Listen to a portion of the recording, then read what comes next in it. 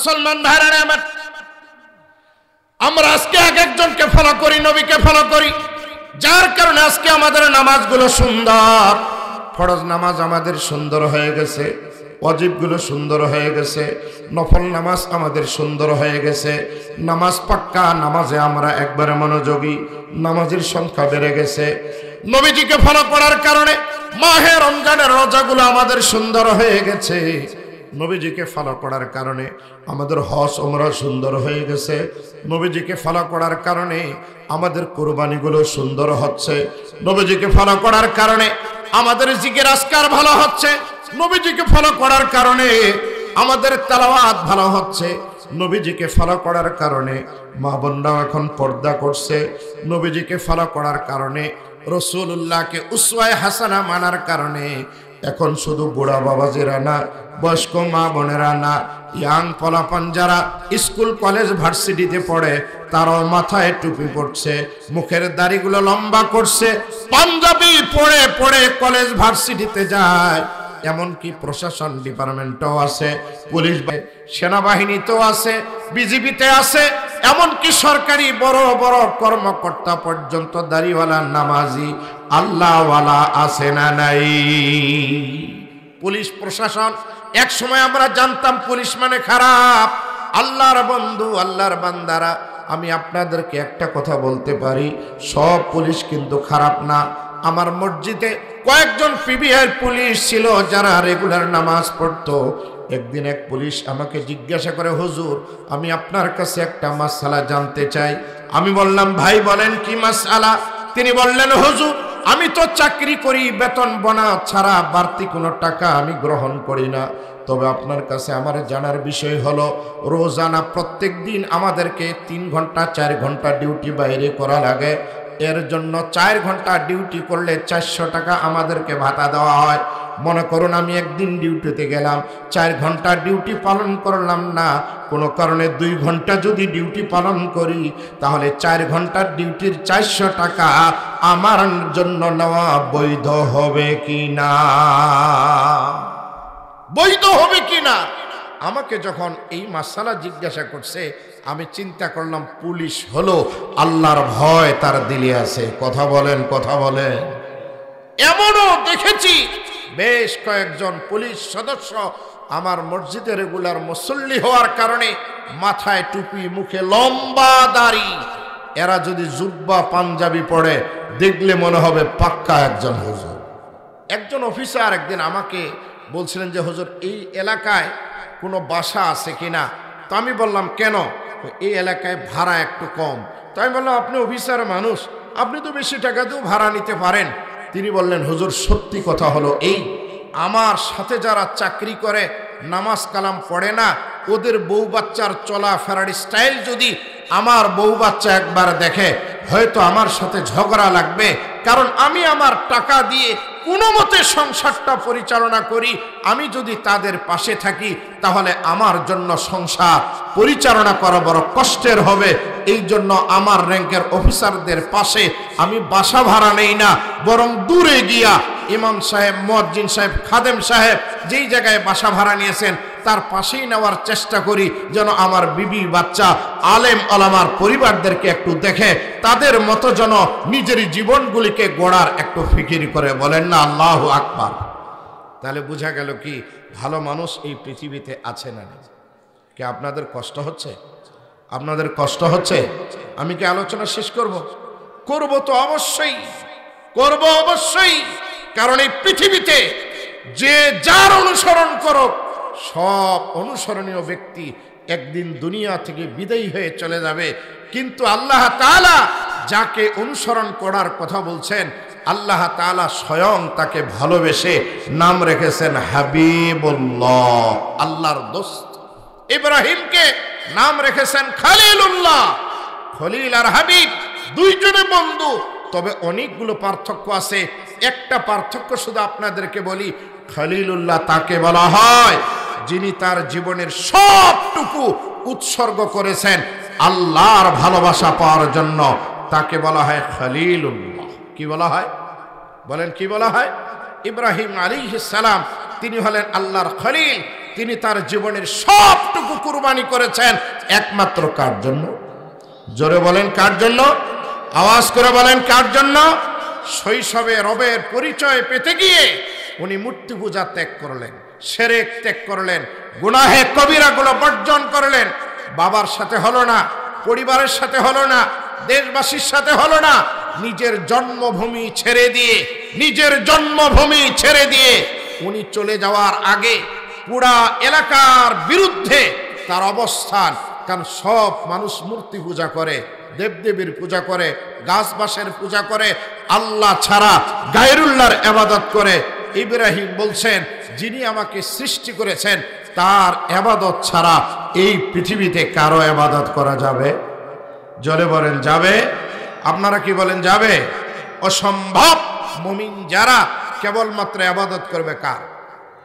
মুসলমান ভাইরা আমার, ইব্রাহিম খলিলুল্লাহ বাবার সাথে ঝগড়া করলেন, পরিবার সাথে ঝগড়া করলেন, আপনজনের সাথে তার ঝগড়া হলো, এমনকি যুগের বাদশাহ নমরুদ তার সাথে পর্যন্ত বাদানুবাদ হলো।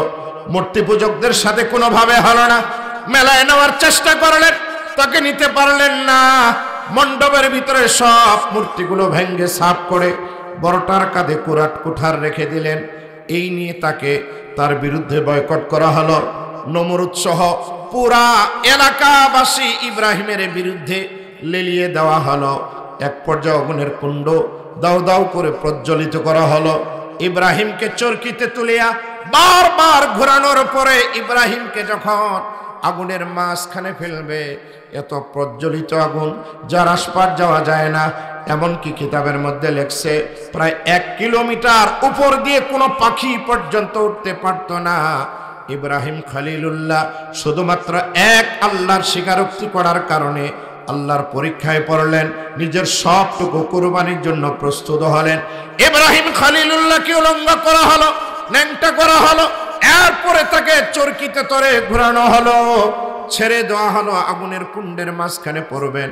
ফেরেশতা ডাক দিয়ে বলে, ইব্রাহিম এই মুহূর্তে তুমি আল্লাহর কাছে একটু আবদার করো, একটু আল্লাহর কাছে দোয়া করো, আল্লাহ পাক যেন তোমাকে রক্ষা করে। ইব্রাহিম ডাক দিয়ে বলে, ও ফেরেশতা, আমি তোমাকে বলতে চাই, এখন যে আগুনের মধ্যে পড়তেছি এটিকে আমার ব্যক্তিগত কারণে, আমার পরিবারের কারণে, আমার জমি জায়গার কারণে। ফেরেশতা বললেন না। ইব্রাহিম খলিলুল্লাহ ডাক দিয়ে বলে, ও ফেরেশতা শুনে রাখো, একমাত্র একত্ববাদের গান গাইতে গিয়া নমরুদের চক্রান্তে পড়েছি। আজ আগুনের মধ্যে আমাকে নিক্ষেপ করা হচ্ছে যে আল্লাহর জমিনে আল্লাহর কথা বলতে গিয়ে আজকে শত্রুর এই চরকির মধ্যে পড়ে আগুনের মধ্যে নিক্ষেপ হতে যাচ্ছি। ওই আল্লাহ যদি আমাকে হেফাজত না করে, তিনি যদি আমাকে সাহায্য না করে, তার কাছে আমি কোন লজ্জায় আমার দুহাত তুলব?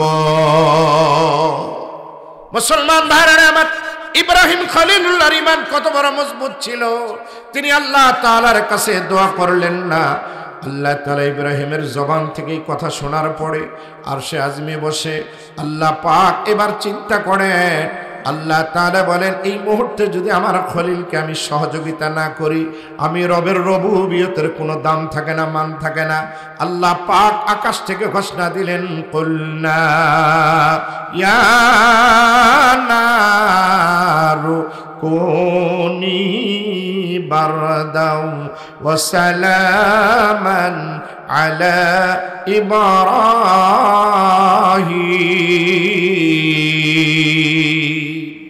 আল্লাহ রাব্বুল আলামিন ডাক দিলেন, হে আগুন, তুমি আমার ইব্রাহিম খলিলের জন্য তুমি ঠান্ডা হয়ে যাও, তবে এত ঠান্ডা হয়েও না বরফের মতো, আমার ইব্রাহিম কষ্ট পায়। সালামান, প্রশান্তিদায়ক হয়ে যাও, আরামদায়ক হয়ে যাও। ইব্রাহিম খলিলুল্লাহ এখন আগুনের মধ্যে পড়ে নাই, পড়ার আগেই আল্লাহ তাআলা আগুনের পুরানোর যে ক্ষমতা এটা সিজ করে নিলেন। ইব্রাহিম পয়গম্বর যখন আগুনের কুণ্ডমালায় নেমেছেন, তার আগেই আল্লাহ তাআলা আগুনটাকে ফুলের বাগিচা বানায় দিয়েছেন। জোরে জোরে বলুন সুবহানাল্লাহ। আকে লুৎফে খেসরা ইজহারে কার বা খলিলাশ নারেরা গুলজারে কার, বা খলিলাশ নারেরা গুলজারে কার। মুসলমান ভাইরা আমার, আল্লাহ তাআলা শুধুমাত্র আগুনকে বলেন, আগুন তুমি জ্বালাতে পারবে না, ইব্রাহিমের কষ্ট হয় এমন কোন আচরণ তুমি করবে না। ইব্রাহিম পয়গম্বরকে জিজ্ঞাসা করা হয়েছে, খলিলুল্লাহ আপনি না আল্লাহর দোস্ত, আপনার জীবনে সব থেকে ভালো সময় কোন মুহূর্ত অতিবাহিত হয়েছে? ইব্রাহিম খলিলুল্লাহ বলে, আমার দীর্ঘ জীবনে আমি যখন নমরুদের আগুনের কুণ্ডে নিক্ষিপ্ত হই তখন যে আরাম আয়েশ পেয়েছি এমন আরাম আমি আমার জীবনে পাই নাই। মুসলমান ভাইরা আমার, ইব্রাহিম খলিলুল্লাহর পরীক্ষা এখনো শেষ হয় নাই। বিবিকে নিয়ে রওনা হলেন, ইরাক ছেড়ে বাবেল ছেড়ে শামের উদ্দেশ্যে যখন গেলেন সেখানেও তার বিবিটাকে কিডন্যাপ করা হলো, নির্জন ঘরে নেওয়া হলো, বারবার তার ইজ্জত লুণ্ঠন করার চেষ্টা করা হলো। ইতিহাস লেখে পারে নাই, বিবি সারার উপরে আক্রমণ চালাবার চেষ্টা করেছে, এই সেনান বিন অলওয়ানে পারে নাই। তখন তার খাস বাদী বিবি হাজারাকে দেয়। হাজারাকে সারা যখন নিয়ে আসলেন, ইব্রাহিমকে ডাক দিয়ে বলে, ইব্রাহিম আমার কি ঘটনা ঘটছে তুমি কি শুনবা? ইব্রাহিম খলিলুল্লাহ ডাক দিয়ে বলে, সারা তোমার সাথে কি হয়েছে তোমার বলা লাগবে না, সবগুলো আমি দেখছি। তোমার ইজ্জতের প্রতি কোনো আমার আপত্তি নাই, তোমার ইজ্জত কোনো নষ্ট করতে পারে নাই। তুমি নিয়ে আসছো হাজারাকে, বলো কি করবা? সারা বলে, আমার স্বামী চাইলে আপনি তারে বিবাহ করতে পারেন। ইব্রাহিম খলিলুল্লাহ তারে বিবাহ করলেন। পরীক্ষা শুরু হয়ে গেল। বিবি সারার কোলে বাচ্চা না, বিবি হাজারার পেটে বাচ্চা জন্ম নিল। এক পর্যায়ে বাচ্চা প্রসব হলো। বিবি সারা বড় রাগান্বিত হয়ে গেলেন, কারণ ইব্রাহিমের মায়া মমতা হাজারার প্রতি পড়ে যায়। এবার সারা ডাক দিয়ে বলে, আমার স্বামী বাচ্চা হয়েছে হাজারার, তার প্রতি আপনার মায়া মমতা বেড়ে গেল, আপনি বিবিটাকে আমার থেকে সরান। ইব্রাহিম খলিলুল্লাহ চিন্তা করলেন সরাবো, আল্লাহর নির্দেশ কি? আল্লাহর সাথে কথা বললেন। আল্লাহ তাআলা ডাক দিয়ে বলেন, খলিল এটাও তোমার জীবনে পরীক্ষা, দুই স্ত্রী এক জায়গায় রাখতে পারবে না, তুমি তারে নাও, রওনা দাও। ইব্রাহিম খলিলুল্লাহ বিবি হাজারাকে নিলেন, ছোট্ট বাচ্চাটাকে সবার সঙ্গী বানালেন, অল্প একটু পানি খেজুর নিয়ে দিনের পর দিন রাতের পর রাত রওনা হয়ে শাম থেকে সুদূর মক্কায় আসলেন। একবারে মরুভূমি, সেখানে কোনো টাওয়ার নাই, বিল্ডিং নাই, পুরা ফাঁকা জায়গায় বিবি হাজারাকে রাখলেন, ছোট্ট বাচ্চা ইসমাইলকে রাখলেন। ইব্রাহিম খলিলুল্লাহ এবার বিদায় নেওয়া শুরু করলেন। বিবি হাজারা ডাক দিয়ে বলে, স্বামী আমার, এই মরুভূমিতে তুমি আমারে রেখে যাও, যেখানে জীবনের সাহারা কেউ নাই, পাহাড়াদারি করার মতো কেউ নাই, দোকানপাট নাই, আমাদেরকে দেখভাল করবে। তুমি কি তোমার বিবি সারাকে খুশি করার জন্য এই কাজ করছো নাকি? ইব্রাহিম মাথা নাড়ায় বলে, না না। বিবি হাজারা ডাক দিয়ে বলে, তাহলে তোমার রবের নির্দেশ মনে হয়?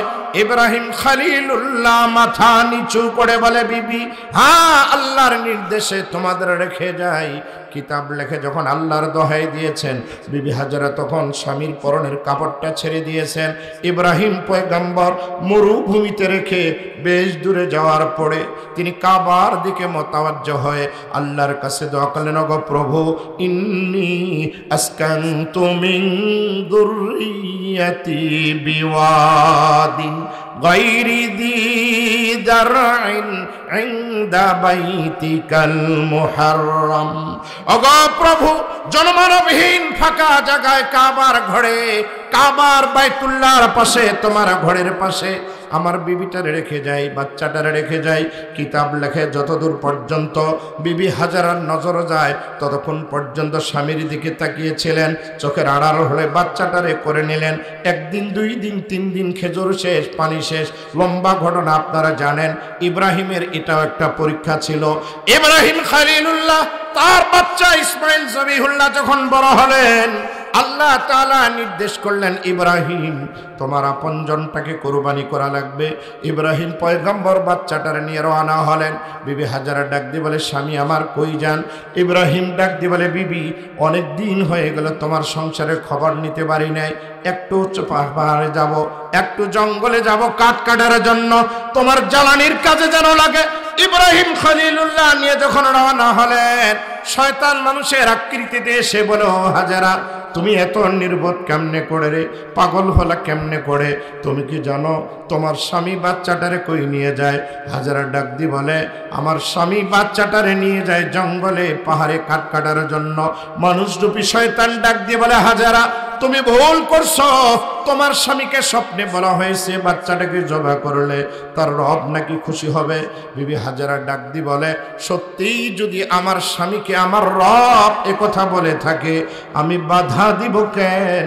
আমার সন্তান একবার না বারবার যদি রবের নামে জবাই হয় আর আমার রব যদি খুশি হয়, তাহলে এটা কাজ করার জন্য আমি প্রস্তুত। মুসলমান ভাইরা আমার, এরপরে শয়তান চলে গেল আস্তে করে ইসমাইলের কাছে, ডাক দিয়ে বলে, ইসমাইল তুমি তোমার বাবার সাথে যাও, দেখো হাতে চাকু, ওই যে রশি, একটু পরে তুমি বুঝবা তোমার বাবার স্বপ্নে বলা হয়েছে তোমাকে জবাই করার কথা, এই জন্য নিয়ে যায়। ছোট্ট বাচ্চা ইসমাইল ডাক দিয়ে বলে, না বাবা কখনো সন্তানকে জবাই করতে পারে না। ও ছোট্ট ছোট্ট বন্ধুরা, যাদের বাবা আছে, বাবা কি পরিমাণ সন্তানদেরকে ভালোবাসে। বাজার থেকে আসার পরে দেখবেন চকলেট চিপস হাতে নিয়ে আসছে আদরের সন্তানটার জন্য, কন্যা হোক ছেলে হোক, তাদেরকে কি পরিমাণ মহব্বত করে। ইসমাইল ডাক দি বলেন, না না, আমার বাবা কোনোদিন আমারে জবাই করতে পারে না। শয়তান আবার বলে, তুমি বুঝতে পারো নাই, একটু পরেই তুমি বুঝতে পারবে, যাও পাহাড়ের পাদদেশে গিয়া তোমারে কিন্তু জবাই করবে।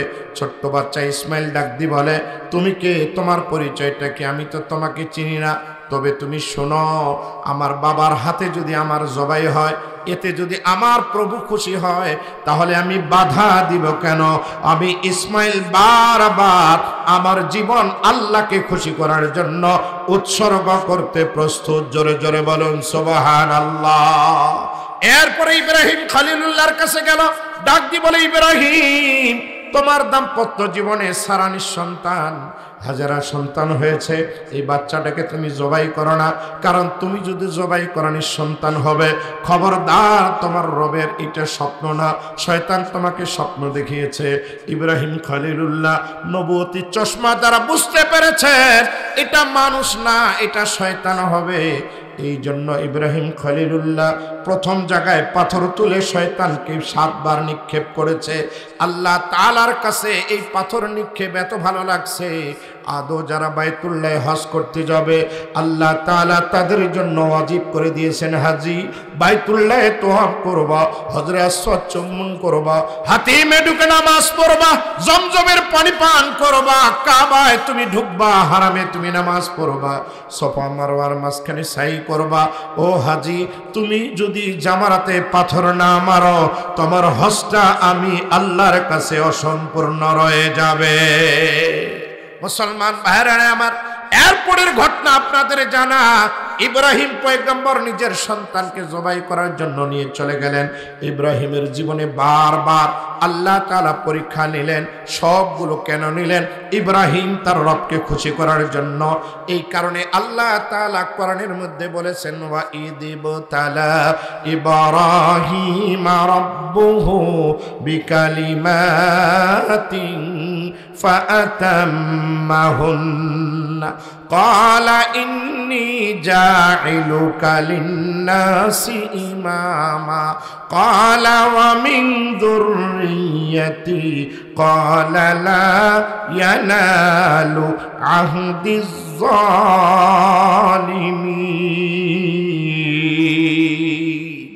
আল্লাহ রাব্বুল আলামিন বলেন, স্মরণ করো ওই সময়কে যখন আল্লাহ তাআলা ইব্রাহিমকে কতগুলো কালমা দ্বারা পরীক্ষা করেছেন।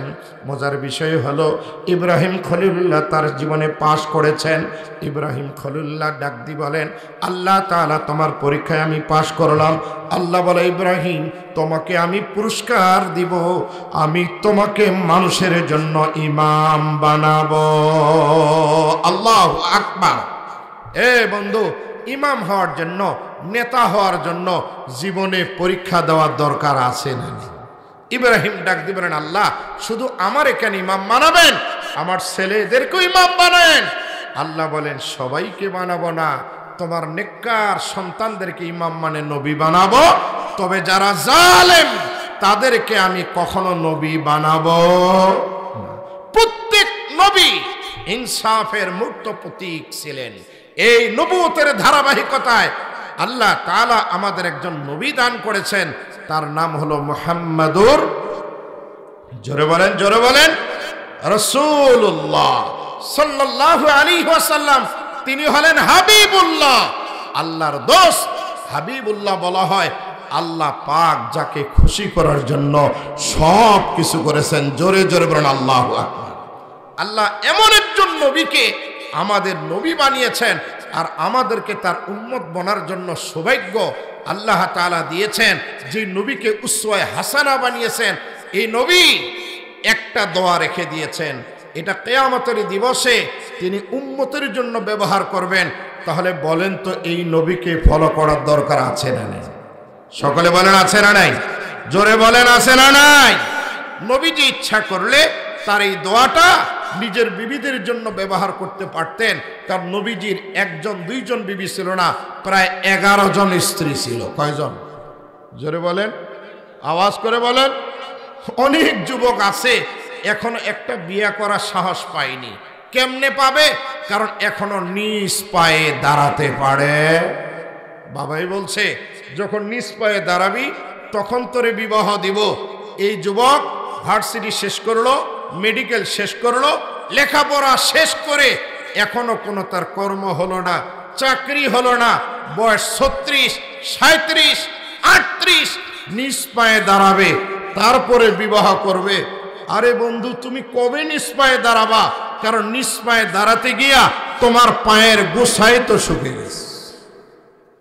কি বলেন, আছে না নেই? বয়স 36 বছর হয়েছে, এখনো বাবাই বিবাহ দেয়নি। তুই বিবাহ করবি? এখনো তো আমার পকেট থেকে খাস। বিবাহ করলে বউরে খাওয়াবি কিভাবে? চাকরিও হয় না, কর্মও পায় না, বিবাহও করতে পারে না। 38 বছর চলে গেছে।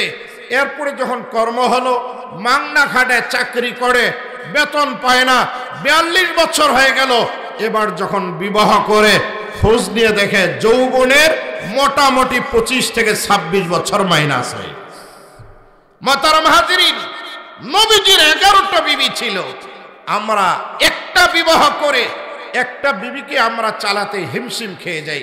মাঝে মধ্যে তার চাহিদা পূরণ করতে আমরা ব্যর্থ হয়ে যাই। ব্যাগ দিল, বাজার করো, কাঁচা বাজার, পাকা বাজার, গ্যাস শেষ, রান্না করার জন্য আসবাবপত্র সব দাও। আত্মীয় আসছে, মেহমান আসছে, বাজার করো।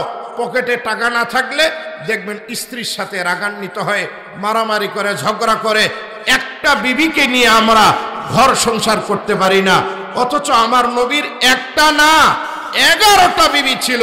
কিন্তু মজার বিষয় হলো আমার নবী বিবিদের সাথে এমন আচরণ, বিবিদেরকে জীবনে তিনি একবারও প্রহার করেন নাই। বলুন না আল্লাহু আকবার। নবীজির জীবনের প্রথম স্ত্রী খাদিজাতুল কুবরা রাদিয়াল্লাহু তাআলা আনহা প্রায় 25 বছর আমার নবীর স্ত্রী। দাম্পত্য জীবনে আমরা যারা বিবাহিত, নবী হলেন আপনার আমার জন্য উসওয়ায়ে হাসানা। আমরা যারা বিবাহিত, বিবিদের সাথে কিরকম আচরণ করতে হবে আল্লাহ আমাদের শিক্ষা দিয়েছেন নবীর মাধ্যমে। খাদিজাতুল কুবরা রাদিয়াল্লাহু তাআলা আনহা নবীজির খেদমতে নিজের জীবনটারে ওয়াকফ করলেন, সম্পদগুলোকে ওয়াকফ করে দিলেন। খাদিজাকে এত ভালোবাসতেন, খাদিজাও আমার নবীকে এমন ভালোবাসতেন। এই খাদিজাকে আল্লাহ তাআলা একদিন জিবরাইলের মাধ্যমে নবীজির বিবি খাদিজাকে আল্লাহ তাআলা সালাম জানিয়েছেন। জোরে বলেন সুবহানাল্লাহ। জিবরিলকে বলেন, ও জিবরাইল, যাও নবীজির স্ত্রী খাদিজারে তুমি সালাম পেশ করো। আমি আল্লাহ তাআলার পক্ষ থেকে, আমাদের মা বোনও অনেক খাদিজা আছে, আল্লাহ সালাম দেওয়া দূরের কথা, নবী সালাম দেওয়া দূরের কথা, খাদিজার জীবনের নেক আমল না থাকার কারণে নামাজ নাই, পর্দা নাই, তেলাওয়াত নাই, দেখবেন ভালো কাজ নাই। এমন অনেক খাদিজা আছে যাদেরকে সালাম দেওয়া তো দূরের কথা, রাস্তায় চললে পর্দা ছাড়া চলে, ভালো মানুষ তো তাকায় না, শয়তান পর্যন্ত তাদের দিকে নজর দেয় না। এরকম পর্দাহীন আছে না? মুহতারাম হাজিরিন, বিবিদের সাথে আমার নবীর আচরণ কত ভালো ছিল। নবীজি খাদিজারে ভালোবাসতেন, খাদিজা নবীরে ভালোবাসতেন। মৃত্যু মুখে যখন খাদিজা পতিত হবেন, নবীজির কাছে আবদার করলেন, ইয়া রাসূলুল্লাহ, আমি মনে হয় আর দুনিয়াতে বেশি দিন থাকবো না, তবে যাওয়ার এক মুহূর্তে আপনার কাছে আমি একটু আবদার করে যাই, আমার মৃত্যু হলে মেহেরবানি করে নারীদের দিয়ে গোসল দিয়ে আমার কাফনের কাপড়টা আপনার বরকতি জামা আমার কাফনের কাফন হিসাবে দিবেন। আল্লাহর হাবিব বললেন, খাদিজা আমার জামা তুমি কি করবে? খাদিজাতুল কুবরা বলেন, জীবনে তো তেমন নেক আমল করতে পারি নাই, আপনি নবীর জামাটা যদি আমার গায়ে থাকে, হতে পারে আল্লাহ তাআলা আমার সাথে ভালো আচরণ করবেন। আর আপনি আমাকে কবরস্থ করার পরে কবরের পাশে একটু বসবেন, যেন সওয়ালের জবাবগুলো আমি সুন্দরভাবে দিতে পারি। আমি যদি সওয়ালের জবাব ভালো মতো না দিতে পারি, মেহেরবানি করে আপনি নবী হয়ে আমার একটু হেল্প করবেন, সহযোগিতা করবেন। আল্লাহু আকবার। খাদিজাতুল কুবরা রাদিয়াল্লাহু তাআলা আনহার মৃত্যুতে আল্লাহর হাবিব বড় ব্যথিত ছিলেন, চিন্তিত ছিলেন। এরপরে আরেকজন বিবাহ করলেন। তারপরের তৃতীয় স্ত্রী হলো আম্মা আয়েশা সিদ্দিকা রাদিয়াল্লাহু তাআলা আনহা। বুখারীর রাওয়ায়াতে আসছে, আয়েশা সিদ্দিকাকে যখন নবী বিবাহ করেন তার বয়স হলো 6 বছর। ওয়া বানা বিহা, ঘরে নিয়ে ঘর সংসার যেদিন করেন সেদিন হলো আম্মা আয়েশার বয়স 9 বছর। আর নবীজি টোটাল আয়েশাকে নিয়ে ঘর সংসার করেছেন 9 বছর। নবীজির অফার যখন হয় তখন আম্মা আয়েশা সিদ্দিকার বয়স হলো 18 বছর। কয় বছর? জোরে বলেন, কয় বছর? একটা বাচ্চাও হয়নি। এই 9 বছর জীবনে, দাম্পত্য জীবনে আয়েশাকে কি পরিমাণ ভালোবাসছেন, আয়েশা আমার নবীকে কি পরিমাণ ভালোবাসছেন। ও আমার ভাইয়েরা, যাদের ঘরে বিবি আছে, নবী হলেন আপনার আমার জন্য উসওয়ায়ে হাসানা, মডেল, নমুনা। একটু আমরা খেয়াল করি। আল্লাহর হাবিব একদিন আয়েশারে বললেন, আয়েশা জোহরের সময় হয়েছে, আমি গোসল করব, তুমি হাম্মাম গোসলখানায় পানির ব্যবস্থা। আমাদের আয়েশা বলেন, আল্লাহর হাবিব গোসল করবেন, আমি হাম্মাম গোসলখানায় পানির ব্যবস্থা করলাম। আল্লাহর হাবিব গোসলের জন্য ভিতরে গেলেন। যাওয়ার পরে জলচকি সেটিং করা হলো। নবীজি আস্তে করে জলচকির উপরে বসে গেলেন। আম্মা আয়েশার পাটা কখন যখন অজান্তে জলচকির পায়ের নিচে পড়ে গেছে। আম্মা আয়েশা বলেন, নবী যেহেতু বসে গেছে, স্বামী যেহেতু বসে গেছে, আমি তাকে কিছু বললাম না, ইশআস করলাম না। আল্লাহর হাবিব মনের সুখে গোসল করলেন। গোসল এক পর্যায়ে শেষের দিকে আল্লাহর হাবিব গোসলখানায় তাকিয়ে দেখে তাজা রক্তগুলো পানির সাথে মিশে গেছে। আল্লাহর হাবিব ডাক দিয়ে বলে, আয়েশা আমার গোসলখানায় রক্ত, কারণটা কি? তোমার শরীর খারাপ হয়েছে নাকি? তোমার শরীর অপবিত্র হয়েছে নাকি? আম্মা আয়েশা ডাক দিয়ে বলেন, ইয়া রাসূলুল্লাহ, আমার দেহে কোনো নাপাকি নাই, আমি অপবিত্র হই নাই। আল্লাহর হাবিব বলেন, তাহলে তোমার এই গোসলখানায় রক্ত কোত্থেকে আসলো? আম্মা আয়েশা ডাক দিয়ে বলেন, ইয়া রাসূলুল্লাহ, রক্ত কিভাবে কোথা থেকে আসছে আমি জানি না। আল্লাহর হাবিব বলেন, আয়েশা তুমি একটু খোঁজ করে দেখো রক্ত কেন ভাসছে। এক পর্যায়ে আল্লাহর হাবিব দেখলেন আম্মা আয়েশা সিদ্দিকার পাটা, যে চোখের মধ্যে নবীজি বসা আছেন, এর পায়ার নিচে আস্তে করে আম্মা আয়েশার পাটা পড়ে গেছে। চাকায় পিষ্ট হয়ে একটা না 2টা আঙ্গুল ফেটে তাজা রক্ত বাহির হয়ে পুরা গোসলখানাটা লালে লাল হয়ে গেছে। আল্লাহর হাবিব ডাক দিয়ে বলেন, আয়েশা তুমি কেন ইশআস করলে না? একটু আওয়াজ কেন করলে না? চিৎকার কেন দিলে না? কারণ তোমার পা ফেটে রক্ত বাহির হয়েছে, তুমি কেন আওয়াজ করলে না? আম্মা আয়েশা কি পরিমাণ নবীরে ভালোবাসেন, কি পরিমাণ নবীকে মহব্বত করে। ডাক দিয়ে বলেন, ইয়া রাসূলুল্লাহ, আপনি যত আরাম করে আমার ঘরে গোসল করতেছিলেন, আপনার আরামের এই গোসল দেখে আমি আয়েশা বুঝতে পারিনি আমার পা ফেটে গেছে, রক্ত রঞ্জিত হয়ে গেছে। আল্লাহর হাবিব শুনে রাখেন, আমার 1 আঙ্গুল 2 আঙ্গুল না, আপনি যত সুন্দর করে গোসল করতেছিলেন, এই মুহূর্তে আমি আয়েশার কলিজার উপরে জলচকির পাটা যদি পড়তো, আমি আয়েশার কলিজা ফেটে যদি যে তাজা রক্তগুলো বাহির হতো, তারপরও আমি নবী, আপনি নবীকে আপনার কষ্ট হয় ইশআস করার মতো ক্ষমতা আমার ছিল না। মুসলমান ভাইরা আমার নবী কিয়ামতের দিবসে দোয়া করবেন উম্মতের জন্য, শুধু বিবিদের জন্য না, নিজের সাহাবীদের জন্য না, নবী বলছেন আমার উম্মতের জন্য দোয়াটা করব। সেই নবীর কিন্তু আমরা উম্মত। আজকে আমরা নেতাকে ভালোবাসি, নেত্রীকে ভালোবাসি, বন্ধুরে যারে ভালোবাসেন, এইটা সাময়িক 5 বছর 10 বছর 20 বছর। এমন অনেক নেতা নেত্রী আছে, পলানোর সময়, ভাগার সময় কর্মীর খবর নেয় না, নিজের ভোটারের খবর নেয় না, জনগণের খবর নেয় না। এমন নেতা নেত্রী আমাদের এই বাংলাদেশে এক সময় ছিল কিনা? তারা যখন ভেগে চলে যায়, দেশ থেকে পলায়ন করে এক জায়গার থেকে আরেক জায়গায় চলে যায়, তখন জনগণের খবর নেয় না। অথচ এই জনগণগুলোই নেতা নেত্রীর জন্য জীবন দেয়, পরিবার দেয়। ও বন্ধু, একজন নবীকে আমরা উসওয়ায়ে হাসানা বানাই, তাকে আমরা মডেল বানাই। যদি প্রশ্ন করেন বন্ধুরে, আমি বিবাহ করছি, দাম্পত্য জীবনে নবী কেমনে করে উসওয়ায়ে হাসানা হবে? আপনার দাম্পত্য জীবনের সন্তান যখন জন্ম নেবে, নবীকে উসওয়ায়ে হাসানা মানেন। আপনার বাচ্চার নাম কিভাবে রাখবেন, এটাও ইসলামে আছে। বাচ্চার আকিকা করা লাগবে, এটাও ইসলামের মধ্যে আছে। বাচ্চার মাথার চুলগুলো কামারতে হবে, এটাও ইসলামের মধ্যে আছে। বাচ্চার জন্ম নেওয়ার পরে তাহনিক করা লাগবে, সুন্দর একটা নাম রাখা লাগবে, এটাও ইসলামের মধ্যে আছে। বাচ্চাটাকে আদব শিক্ষা দেওয়া লাগবে, এটাও ইসলামের মধ্যে আছে। বাচ্চা যখন সাবালক সাবালিকা হয়ে যাবে, মা বাবার জিম্মাদারি হলো বিবাহ শাদী করাতে হবে, এটাও ইসলামের মধ্যে আছে। আপনার ব্যক্তি জীবন, আপনি আপনার বিবির সাথে কিরকম আচরণ করবেন, এটাও নবীর জীবনে আছে। আপনি বিবাহ শাদী কিভাবে করবেন, এটাও রাসূলুল্লাহর জীবনীতে আছে। আপনি লেনদেন কিভাবে করবেন, ক্রয় বিক্রয় কিভাবে করবেন, আপনি আত্মীয়তার সম্পর্ক কিভাবে রাখবেন, এটাও নবীর আদর্শে আছে। আপনি ভাইয়ের সাথে কিরকম আচরণ করবেন, বোনের সাথে কিরকম আচরণ করবেন, শ্বশুর শাশুড়ির সাথে আপনার আচরণ কিরকম হবে, সাধারণ জনগণের সাথে কিরকম আচরণ হবে, এই কথাগুলো আল্লাহর কোরআন নবীর সুন্নাহর ভিতরে আছে না নাই? আজকে আমরা চিন্তা করতেছি, নবীর আদর্শ গ্রহণ করলে মনে হয় আমাদের সমাজ চলবে না, দেশ চলবে না, রাষ্ট্র চলবে না।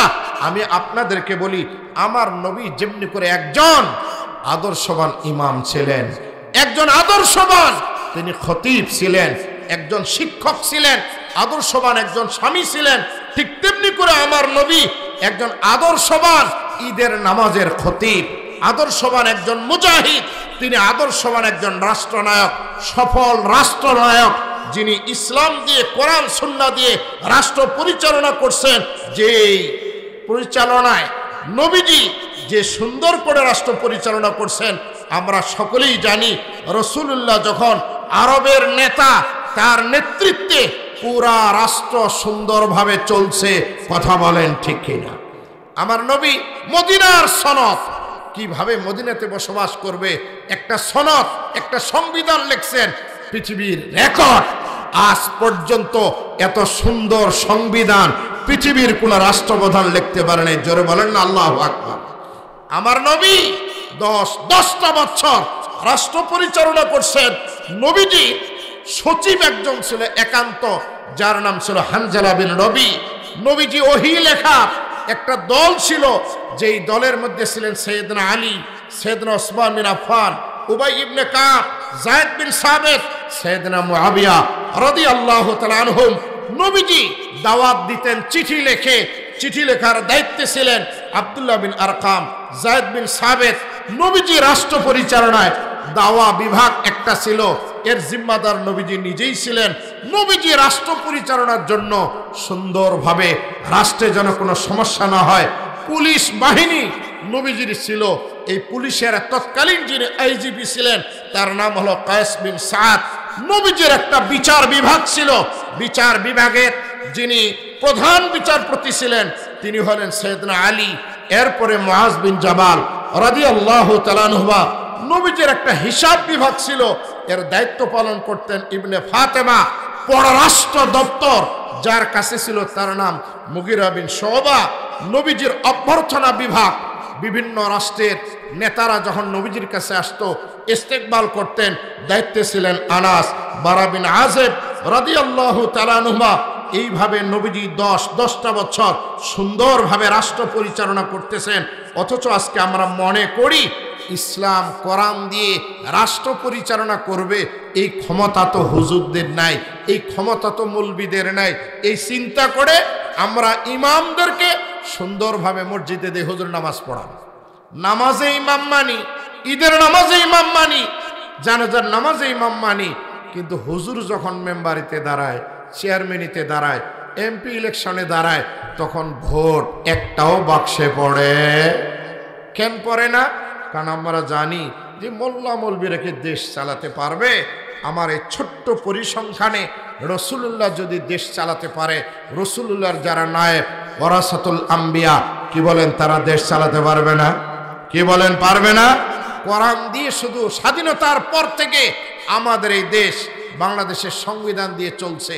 এক এক সময় এক এক দলে চালিয়েছে, চালার পরে হয়েছে কি পুরা দেশটা সব সম্পদগুলো উজাড় করে দিয়ে দেশ থেকে পাচার করলো। রাজস্ব কুষাগার, চাবি আর তালা ছাড়া, ভিতরে কোনো মাল নাই, টাকা নাই, সব পাচার করছে। যতজনে গেছে পাচার করছে।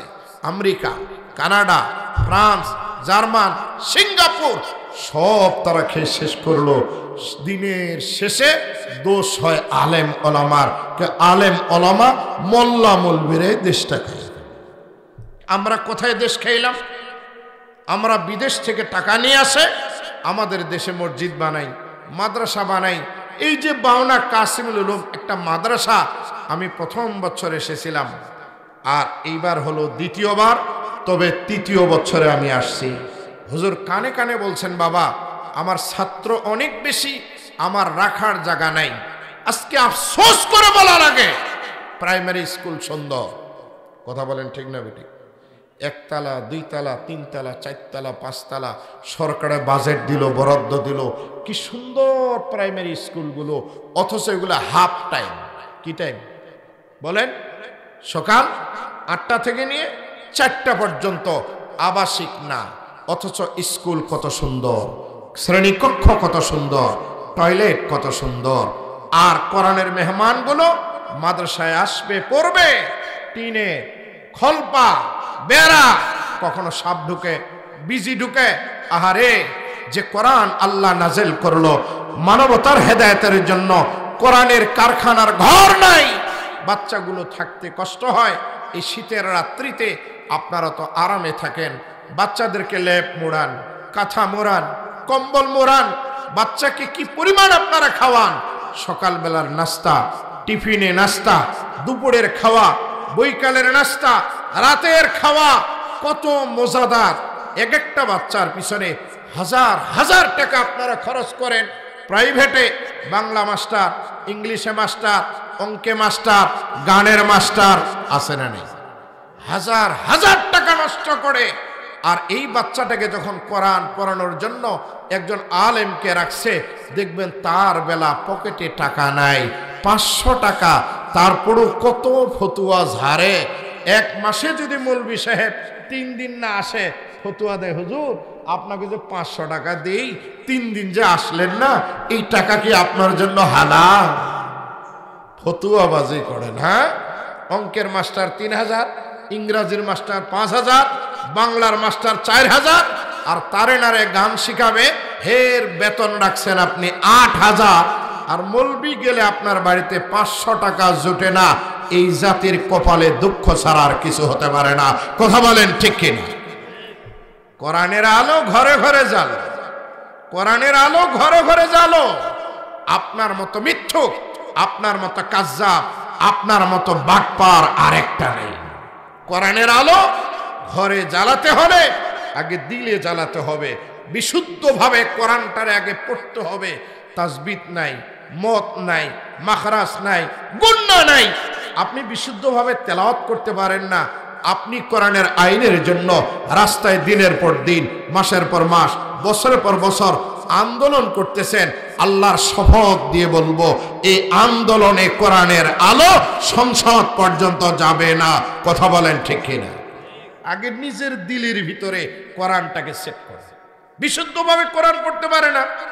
শত শত নামাজি, হাজার হাজার নামাজি, যদি জিজ্ঞাসা করা হয় ফাতিহাটা পড়ো, ফাতিহা যেইভাবে পড়বে আল্লাহর দরবারে নামাজ কবুল হয় না। একবারে তেলাওয়াত গলত।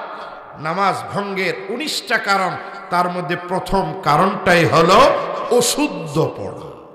সারা জীবন দাওয়াত ও তাবলীগের মেহনত করতেছে, পীর সাহেবের মুরিদ, খানকার 1 নম্বর জিম্মাদার, বাপরে বাপ, ইসলামী মিশন, ইসলামী দলের রুকুন, ইসলামী দলের কর্মী, সে করে হেফাজত, সে করে জামাত, সে করে খেলাফত, সে করে ইসলামী দল, ইসলামী আইন কায়েমের জন্য সব সময় ব্যস্ত। তাকে যদি বলা হয় বন্ধুরে কোরআনটা একটু শুদ্ধ করে পড়ো, তার তেলাওয়াত শুনলে শয়তান পর্যন্ত আসে, কারণ তেলাওয়াতটা শুদ্ধ। তেলাওয়াতই যদি শুদ্ধ না হয় তাহলে আপনি তরজমা করে কি করবেন, অনুবাদ করে কি করবেন, আইন আপনাকে দিয়ে কেমনে হবে? এই জন্য আসুন প্রথম আগে কোরআনটাকে শুদ্ধ করেন।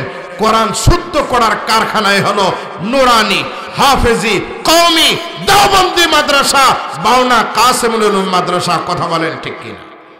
Master, professor, doctor, engineer, barrister, lakhpati, কোটিপতি, এ বলে শিল্পপতি, জানাজার দোয়া জিজ্ঞাসা করলে আর পারে না।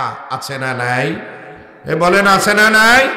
সানা জিজ্ঞাসা করলে পারে না, ফাতিহা জিজ্ঞাসা করলে পারে না, আত্মাহিয়াতু জিজ্ঞাসা করলে পারে না, দরুদ পারে না, দোয়ায়ে কুনুত তো পারে। এরকম অনেক মুসল্লি আছে। কি বলেন? এশার নামাজ, বেতের নামাজ পড়ে, যদি জিজ্ঞাসা করা হয় বন্ধুরে তুমি যে বেতের নামাজ পড়ো, দোয়া কুনুতটা একটু আমাকে শোনাও তো, দেখবেন 100 মুসল্লির যদি পরীক্ষা নেওয়া হয় কোনো মতে 20 জন পাস করবে, 80 জনে ফেল করবে। আপনি কি পড়েন? ইয়া রব্বি ইয়া রব্বি ইয়া রব্বি। আছে না নাই? দোয়া কুনুতটা পারে না। অথচ এই যে ছোট্ট ছোট্ট বাচ্চাগুলো দেখলেন 2য় শ্রেণীতে পড়ে, কি সুন্দর আরবি লেখা, কি সুন্দর বাংলা লেখা, কি সুন্দর ইংরাজি লেখা। শুধু তাই না, খুতবা দিয়ে জুমা পড়াতে পারে, নামাজ পড়াতে পারে, তারা বলতে পারে উজুর ফরজ কয়টি, তায়াম্মুমের ফরজ কয়টি, তারা বলতে পারে নামাজ কিভাবে পড়াতে হয়, খানার শুরুতে কি দোয়া, খানার শেষে কি দোয়া, ঘুমানোর শুরুতে কি দোয়া, শেষে কি দোয়া, টয়লেটে ঢোকার সময় কি দোয়া, বাহির হওয়ার সময় কি দোয়া। এই যে বাচ্চাগুলো মাদ্রাসায় শিখতেছে, অথচ তাদের খাওয়ার ব্যবস্থা ভালো নাই, থাকার ব্যবস্থাটাও ভালো নাই। এর থেকে জাতি শিক্ষা নিতে হবে। যাকে দেওয়া দরকার তাকে আমরা দেই না, আর যাকে দেওয়ার প্রয়োজন নেই তাকে আমরা দিয়েছি, আর বলতেছি কোরআনের আলো ঘরে ঘরে যাও। তাই না? প্রাইমারি স্কুল সুন্দর, হাই স্কুল সুন্দর, কলেজ ভার্সিটি সুন্দর, মেডিকেল সুন্দর, অথচ যেখানে কোরআন তেলাওয়াত করা হয়, এই যে কোরআনের ঘরগুলো যেখানে কোরআন তেলাওয়াত হয়, জানেন এই কোরআনওয়ালার শান মান কত বেশি। আজকে আমরা দেখতেছি উলামা কেরামের শান মান এই জগতেই আল্লাহ তাদেরকে দিয়েছেন। এক সময় বক্তা আসতো ভ্যানে, সাইকেলে, গরুর গাড়িতে, নসিমন করিমনে, এরপরে বাসে, ট্রেনে, এরপরে আসলো প্রাইভেট গাড়িতে, বিমানে, হেলিকপ্টারে। ছোট্ট ছোট্ট বাচ্চাগুলো শুধু কোরআন সিনায় রাখার কারণে তাদের শান মান কত বেশি হয়েছে। 12 বছর বয়স, 10 বছর বয়স। সেদিন এক মাদ্রাসায় একটা বাচ্চার মাথায় পাগড়ি দিলাম, এর বয়স মাত্র 8 বছর। কয় বছর? 8 বছর। শুনলে অবাক হবেন, মাত্র 7 মাসে পুরা কোরআনটাকে সে মুখস্থ করেছে। বলেন না আল্লাহু আকবার। মুসলমান ভাইরা আমার, ছেলেকে আপনি ডাক্তার বানান, ইঞ্জিনিয়ার বানান, প্রফেসর বানান, ব্যারিস্টার বানান, আমার কোনো আপত্তি নাই। লাখপতি কোটিপতি বানান, রাজনীতিবিদ বানান, আমার কোনো আপত্তি নাই। পর্দার অন্তরালের মা বোনেরা, বাচ্চাদেরকে ডাক্তার মাস্টার বানান, কোনো আপত্তি নাই। তবে আপনাদের মতো একজন মা ছিল, পেটে বাচ্চা নিয়ে লালন পালন করছে, 1 মাস 2 মাস হয়, কিতাব লেখে তার স্বামী মারা গেল। আল্লাহর বান্দি বড় চিন্তায় পড়ে গেলেন, বাচ্চার জন্ম নেওয়ার পরে লালন পালন করব কিভাবে, এর লেখাপড়া করাবো কিভাবে। বাচ্চা ভূমিষ্ঠ হয়ে গেল। এই মাটা চিন্তা করে 3 বাচ্চা, ডাক্তারি পড়াতে টাকা লাগে, ইঞ্জিনিয়ার বানাতেও টাকা লাগবে, ব্যারিস্টার বানাতেও টাকা লাগবে, আমার দ্বারা সম্ভব না। বাচ্চার বয়স 1 বছর, 2 বছর, 3 বছর, বছর, সবেমাত্র যখন 6 বছর হয়েছে, এবার সিদ্ধান্ত নিয়েছে ডাক্তার মাস্টার বানাবে না, বাচ্চাটারে ভালো পোশাক পরায়া আস্তে করে হাতে নিয়ে রওনা হয়েছে। নুরানি মাদ্রাসায় চলে গেছে। ওস্তাদের কাছে গিয়ে বলে, হুজুর এই বাচ্চাটারে আপনি হাফেজ বানাবেন। ওস্তাদ ডাক দিয়ে বলে, আল্লাহর বান্দি হাফেজ বানায় লাভটা কি? আপনি স্কুলে দেন, ভার্সিটিতে দেন, কলেজে দেন, লেখাপড়া করে ডাক্তার ইঞ্জিনিয়ার হবে। আল্লাহর বান্দি ডাক দিয়ে বলে, হুজুর আমি সিদ্ধান্ত নিয়েছি হাফেজ বানাবো, আলেম বানাবো। কারণ দুনিয়া আমি চাই না, দুনিয়া অল্প দিনের জন্য। আমি মা চাই তার বাবা মারা গেছে, আমার মৃত্যুর পরে যেন বাচ্চাটা জানাজা পড়াতে পারে, আমার বাচ্চা যেন কবরের পাশে দাঁড়াতে পারে, আমি মার জন্য যেন দোয়া করতে পারে। এই জন্য মাদ্রাসায় নিয়ে আসছি, তারে হাফেজ বানান, আলেম বানান। আল্লাহর বান্দা এইভাবে জিজ্ঞাসা করার পরে মহিলাটারে বিদায় দিয়ে দিলেন। আল্লাহর বান্দি চলে গেল। কিতাব লেখা ওস্তাদজি জিজ্ঞাসা করে, বেটা তোমার নাম কি? সে তার নাম বলে। জিজ্ঞাসা করলে তোমার বাবার নাম কি? তার বাবার নাম বলে, মায়ের নাম বলে, গ্রামের নাম বলে। এরপরে ছাত্রকে ডাক দি বলে, তুমি কি কিছু লেখাপড়া করছো? ছোট্ট বাচ্চা ডাক দি বলে, না আমি কিছু পড়ি নাই। এবার ওস্তাদজি বলে, তাহলে আমি যা বলি তা তুমি পড়ো। ওস্তাদ এবার বললেন, আউযু বিল্লাহি মিনাশ শাইতানির রাজীম। ওস্তাদ সবেমাত্র থেমে গেছে। ছোট্ট বালকটা ওস্তাদের সামনে বসে এবার আস্তে করে বিসমিল্লাহ পাঠ করার পরে এক নিঃশ্বাসে সূরাতুল ফাতিহা শেষ করছে। সূরাতুল ফাতিহা তেলাওয়াত করার পরে এবার সূরাতুল বাকারা শুরু করছে। বাকারা লোকমা সারা ওস্তাদের সামনে তেলাওয়াত শেষ করলো। এরপরে আলে ইমরান এই সূরা শেষ করার পরে সূরাতুন নিসা, এরপরে সূরা মায়েদা, এরপরে সূরাতুল আনআম, এরপরে সূরাতুল আরাফ, এরপরে সূরাতুল আনফাল, এরপরে সূরা তাওবা, এরপরে ইউনূস, এরপরে হুদ, এরপরে ইউসুফ, এরপরে সূরা রাদ, এরপরে ইব্রাহিম, এরপরে সূরাতুল হিজর, এরপরে সূরা নাহাল, এরপরে সূরা বনী ইসরাঈল, এরপরে কাহাফ, এরপরে মারিয়াম, এরপরে সূরা তাহা, এরপরে আম্বিয়া, এরপরে হজ, এরপরে সূরাতুল মুমিনুন। লোকমা ছাড়া অনল বর্ষির মতো সুন্দর কণ্ঠে তেলাওয়াত করে ওস্তাদকে মুগ্ধ করেছে। ওস্তাদের চোখের পানি ঝরা শুরু হয়ে গেল। আল্লাহর বান্দা ডাক দিয়ে বলে, বেটা থামো। ছাত্রটা থেমে গেল। এবার তার মনে কৌতূহল, এই বাচ্চা তো সবেমাত্র মাদ্রাসায় আসলো, এ কেমনে করে 18 বার মুখস্থ করলো? সন্ধ্যাবেলা তার মাকে ডাকছে। আল্লাহর বান্দি যখন হাজির হয়েছে, ওস্তাদজি ডাক দিয়ে বলে, আল্লাহর বান্দি তোমার বাচ্চাটা আমার কাছে দিয়েছ, তোমার বাচ্চা তো 18 পাড়ার হাফেজ। মাটা ডাক দিয়ে বলে, না কখনো না, কারণ হাফেজি মাদ্রাসায় দেই নাই, নুরানিতে দেই নাই, কেমনে করে 18 বার মুখস্থ করলে আমার বিশ্বাস হয় না। ওস্তাদ ডাক দিয়ে বলে, মা মনে হয় আপনি আমার সাথে ভঙ্গি করেন, আপনি আমার কাছে পরীক্ষা করার জন্য বাচ্চাটারে পাঠিয়েছেন। মাটা ডাক দিয়ে বলে, বাবা না না। ওস্তাদজি ডাক দিয়ে বলে, তাহলে আপনার বাচ্চাকে আমি তেলাওয়াত করতে বলি, আপনি একটু শুনুন। এবার ওস্তাদ বলে, বেটা তুমি আবার সেইভাবে পড়ো যেইভাবে আমার সামনে তুমি তেলাওয়াত করলে। বাচ্চাটা আবার তেলাওয়াত শুরু করছে। কিতাবে লেখা আছে, বাচ্চা তেলাওয়াত করে, মার চোখের পানি গড়ায়া কপালটা ভিজে যায়, এক পর্যায়ে সিনা মোবারক ভিজে যায়। বাচ্চার তেলাওয়াত শোনার পরে মা পর্যন্ত অবাক। এবার ওস্তাদ ডাক দিয়ে বলে, আল্লাহর বান্দি তাহলে বলুন কারণটা কি? এবার এই মাটা ডাক দিয়ে বলে, হুজুর কেমনে করে বাচ্চা 18 বার মুখস্থ করলো আমার বুঝে আসে না, তবে একটা কারণ আমার কাছে মনে পড়েছে। ওস্তাদজি ডাক দিয়ে বলে, মা বলো। এবার মাটা ডাক দিয়ে বলে, বাবারে এই বাচ্চা যখন আমার পেটে ছিল আমি কোরআনের হাফেজ ছিলাম না, আমি আল্লাহর কোরআন টেনে 1 পারা 2 পারা করে মুখস্থ শুরু করছি। যেদিন বাচ্চা ভূমিষ্ঠ হয় সেদিন আমার 18 পারা মুখস্থ হয়েছিল। আমার বাচ্চাটা মনে হয় আমার পেটে থেকে কোরআনটাকে মুখস্থ করেছে। মাটা কান্না শুরু করলো। ওস্তাদ ডাক দিয়ে বলে, মা কাঁদেন কেন? মাটা ডাক দিয়ে বলে, ওস্তাদজি আল্লাহ তাআলা যদি বাচ্চাটাকে আর কিছুদিন আমার পেটে রাখতো, আমি মা পুরো কোরআনটারে মুখস্থ করতাম, আমার বাচ্চাটা পেটে থাকি কোরআনের হাফেজ হয়ে যেত। পর্দার অন্তরালের মা বোনেরা, আপনাদেরকে বলি, মা বাচ্চা যখন পেটে থাকবে আল্লাহর কোরআনটা একটু হাতে নেন। সকালবেলা ইয়াসিন পড়েন, সন্ধ্যাবেলা ওয়াকিয়া পড়েন, রাতের শোয়ার আগে মুলুক পড়েন, জুমার দিনে সূরা কাহাফ পড়েন, কোরআনটার তেলাওয়াত করেন। বাচ্চা যখন পেটে থাকবে সাহাবীদের জীবনী পড়েন, রাসূলুল্লাহর হাদিসগুলো পড়েন, আল্লাহর ওলির জীবনী পড়েন, খাদিজার জীবনী পড়েন, আম্মা আয়েশার জীবনী পড়েন, ফাতেমাতুজ জোহরার জীবনী পড়েন, রাসূলুল্লাহকে মডেল বানান। কারণ কিয়ামতের দিবসে একজন হাফেজে কোরআনকে বলা হবে ইকাল লিসাহিবিল কোরআনে ইকরা, ও সাহেবে কোরআন তুমি পড়ো, ওয়ারতাকি তুমি চড়ো, ওয়ারাতিল কামা কুনতা তুরাতিলু ফিদ দুনিয়া, এবং দুনিয়াতে যেইভাবে তুমি তার তিল সহকারে ধীরে স্থিরে পাঠ করেছিলে, তোমার তেলাওয়াত শুনে মানুষ মুগ্ধ হয়েছে, সেইভাবে পড়ো আর চড়ো। নিশ্চয়ই তোমার পাঠিত আয়াতের শেষ স্থান আজকে তোমার জন্য হবে জান্নাতে বাসস্থান। সাহাবে কোরআনের মর্যাদা আজ বুঝে আসতেছে না, সেদিন যখন বুঝে আসবে তখন আর সুযোগ। এই জন্য বাউনাতে হুজুর বলেছেন বাচ্চাগুলো এখানে আসলে গাড়ি থেকে নেমে দৌড় মারে মাদ্রাসায়। কেন? ওস্তাদের স্নেহ, ওস্তাদের মায়া মমতা। একজন হাফেজ কোরআন, একজন কারি সাহেব, একজন আলেম সাহেবের যদি মা হতে পারেন আপনার জীবন ধন্য। কারণ ডাক্তার ছেলে, ইঞ্জিনিয়ার ছেলে, ব্যারিস্টার ছেলে, টাকাওয়ালা ছেলে, মা গর্ব করে, বাবা গর্ব করে। ও বাবাজিরা, ও মায়েরা, এটা দুনিয়াতেই। আখেরাতে আপনারা গর্ব করবেন যদি আপনার ছেলে হাফেজ হয়, আপনার ছেলে আলেম হয়, আপনার ছেলে মুফতি হয়, আপনার ছেলে ওয়ারাসাতুল আম্বিয়া হয়, নায়েবে নবী হয়, উলামায়ে কেরাম আপনারা বানান।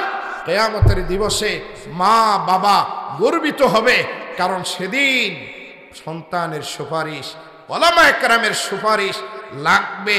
এই জন্য ইনশাআল্লাহ নিয়ত করি বাচ্চাদেরকে মাদ্রাসায় পড়াবো। এই নিয়ত কার কার আছে একটু দুহাত আল্লাহকে দেখিয়ে দেয়। লিল্লাহে তাকবীর, নারায়ে তাকবীর। আল্লাহ তুমি আমাদের আলেম হাফেজের বাবা হিসাবে কবুল করেন। যারা বাচ্চা দিয়েছেন আমি বলবো তারা তো গর্বিত, তারা সম্মানিত, কারণ নবীজির উসওয়া, নবীজি হলেন আপনার আমার জন্য মডেল। এই আদর্শ উলামায়ে কেরাম থেকে আমরা নিব। প্রত্যেক বছর এখানে মাহফিল করা হয়। প্রথম বছরে আমি, গতবার আমি আসি নাই, এই বছর আমি যেহেতু আসছি, আগামী দিনে আমি আসবো কিনা, আমি আসার সুযোগও পাবো কিনা, কারণ আমার হায়াত আমাকে সাপোর্ট করবে কিনা।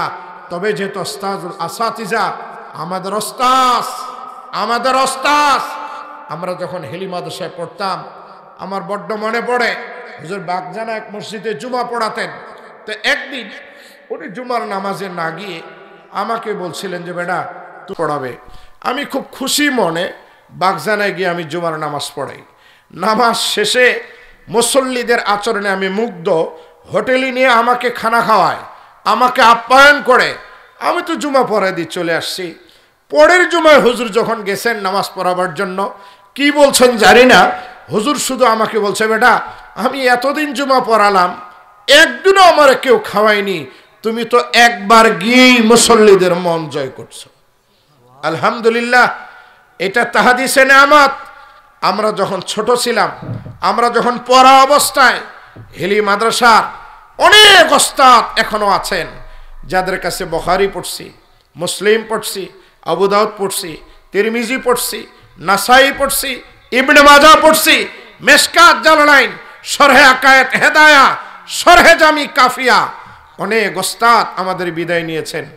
মরহুম মাগফুর আবু বকর সাহেব, মরহুম মাগফুর ওবায়দুল মতিন সাহেব হুজুর, মরহুম মাগফুর মাওলানা ইলিয়াস রহমাতুল্লাহ আলাইহি সহ, তোফাজ্জল সাহেব হুজুর সহ, কারি মোবারক সাহেব হুজুর সহ, মরহুম সালামাতুল্লাহ সাহেব হুজুর সহ, আমাদের বড় হুজুর সামাহাতুশ শেখ মরহুম মাগফুর আল্লামা হারুন ইসলামাবাদী সহ